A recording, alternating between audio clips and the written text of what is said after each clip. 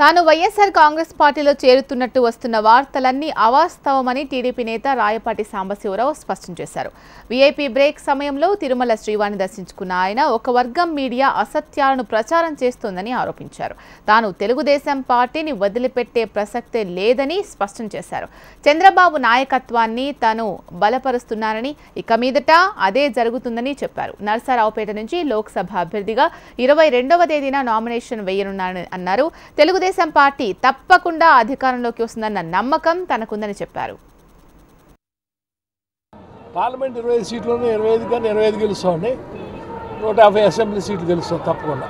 చంద్రబాబు గారు ఈ 150, 25 సీట్లు గెలుస్తాం కాబట్టి ఢిల్లీలో ఆయన చక్రం తిప్పుతాడు. ఆయన చెప్పిన వాళ్ళకే ప్రధానమంత్రి వస్తుంది. అంటే కుటుంబానికి ఒకటే చెప్పారు, 7 గెలుస్తుంది, అన్ని గెలుస్తాం. బాగుంది కాన్స్టిట్యున్సీ, చాలా డెవలప్ చేసాం. No problem. ఇవి బులెటిన్ విశేషాలు. చూస్తూనే ఉండండి హెచ్ఎం టీవీ. వార్త ఆగదు, నిజం దాగదు.